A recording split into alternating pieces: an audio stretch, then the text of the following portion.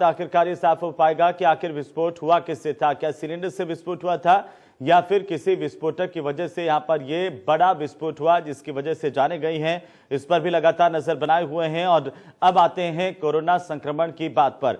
दरअसल दिल्ली और एनसीआर के इलाके में लगातार बढ़ते कोरोना संक्रमण की वजह से अब प्रशासन अलर्ट पर आ गया है। नोएडा प्रशासन, उत्तर प्रदेश सरकार इसे पूरी गंभीरता के साथ ले रही है।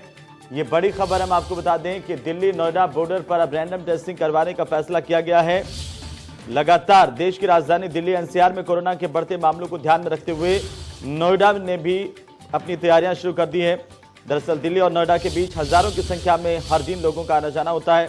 इस वजह से नोएडा प्रशासन ने भी एहतियाती कदम उठाने का फैसला किया है। गौतम बुद्ध नगर के जिलाधिकारी सुहास एलबाई ने इसके लिए एक्शन प्लान तैयार किया है। जानकारी के मुताबिक जिले में कोरोना संक्रमण को रोकने के लिए अब क्रॉस बॉर्डर संक्रमण को देखते हुए नोएडा से सटे सभी बॉर्डर पर रैंडम टेस्टिंग करवाई जाएगी। इसके साथ ही गौतम बुद्ध नगर के सभी इंस्टीट्यूशंस को एडवाइजरी जारी की गई है और इसके तहत क्रॉस बॉर्डर आवागमन करने वालों पर खास नजर रखने के भी निर्देश दिए गए हैं। जिन इलाकों में एक से ज्यादा कोरोना संक्रमित व्यक्ति मिलेंगे उन इलाकों को माइक्रो कंटेनमेंट जोन में तब्दील किया जाएगा। इसके बाद इनकी टारगेट सैंपलिंग की जाएगी। इसमें डिलीवरी बॉय, दुकानदार, रिक्शा चालक समेत अन्य लोग भी शामिल होंगे।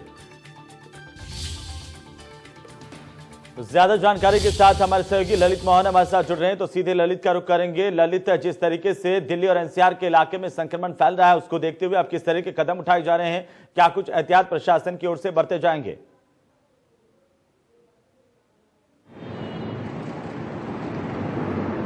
देखिए, राजधानी की हालत जो है दिन पर दिन जो है खराब होती चली जा रही है। जिस तरीके से कोविड-19 के जो पेशेंट हैं बराबर मिल रहे हैं और मौतें भी हो रही हैं, ऐसा नहीं है। तो पहले जिस तरीके से यहाँ बॉर्डरों को सील किया गया था, लेकिन अब एक नई योजना तैयार की गई है जिसके तहत दिल्ली से जो है आने वाले लोग जो है उनका कोविड टेस्ट भी किया जाएगा या फिर उनके पास जो कोविड की रिपोर्ट होगी उसके माध्यम से ही वो जो है नोएडा के अंदर प्रवेश कर सकेंगे। दूसरी बात यह है कि नोएडा एक औद्योगिक शहर है। यहाँ दिल्ली और नोएडा का बिल्कुल तालमेल इसलिए है क्योंकि सारा रॉ मटेरियल जो है, जो व्यापारी हैं, खास तौर से जो उद्योगपति हैं, उनको दिल्ली से लेना पड़ता है। तो इसीलिए दिल्ली और नोएडा के बीच आवाजाही काफी है। उद्योग व्यापार अगर यहाँ पर सील कर दिया जाएगा तो पूरी तरीके से ठप हो जाएंगे।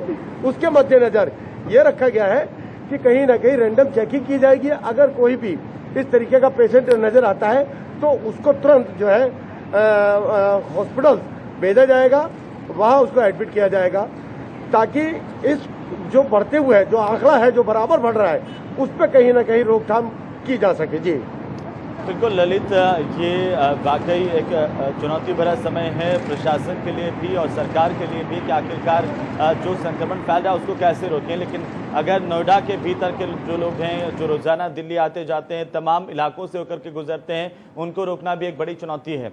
रैंडम सैंपलिंग से क्या ये मामले रुक पाएंगे, सामने आ पाएंगे? क्योंकि बाकी तमाम इलाकों में अब तक जो लोग संक्रमित हैं नोएडा के भीतर के इंस्टीट्यूशंस में, उनको लेकर के क्या रणनीति बनाई गई है?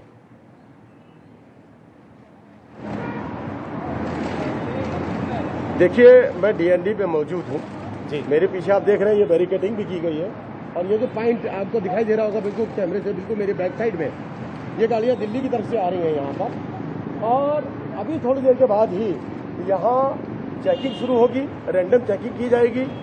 तो उस चेकिंग में जो भी पॉजिटिव आता है या जो संदिग्ध नजर आता है उसको तुरंत यहीं की यहीं रोक दिया जाएगा ताकि आगे जाके संक्रमण और न फैल सके। कहीं उसका संपर्क और से होगा तो ये एक चैन है, उस चैन को तोड़ने की एक दोबारा से कोशिश की जा रही है।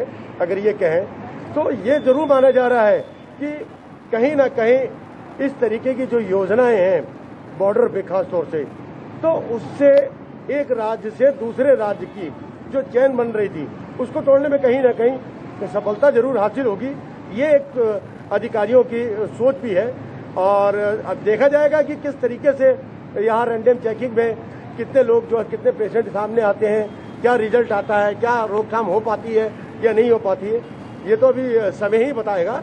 लेकिन जिस तरीके की एक योजना तैयार की गई है उस योजना बिल्कुल ललित, उम्मीद है कि योजना कारगर साबित होगी। लेकिन दरअसल परेशानी यहाँ पर दिल्ली नोएडा बॉर्डर पर यह भी है कि जिस संख्या में आवागमन होता है वो काफी ज्यादा तादाद में है। देखना यह भी होगा कि कैसे इन तमाम लोगों की स्क्रीनिंग की जाती है, सैंपलिंग ली जाती है। फिलहाल बहुत बहुत शुक्रिया हमारे साथ जुड़ने के लिए। तो सरकार इस बात को लेकर के गंभीर है कि आखिर कोरोना के मामलों पर लगाम लग पाए। और फिलहाल इस बुलेटिन में मेरे साथ इतना ही। आप बने रहिए इंडिया न्यूज उत्तर प्रदेश उत्तराखंड के साथ।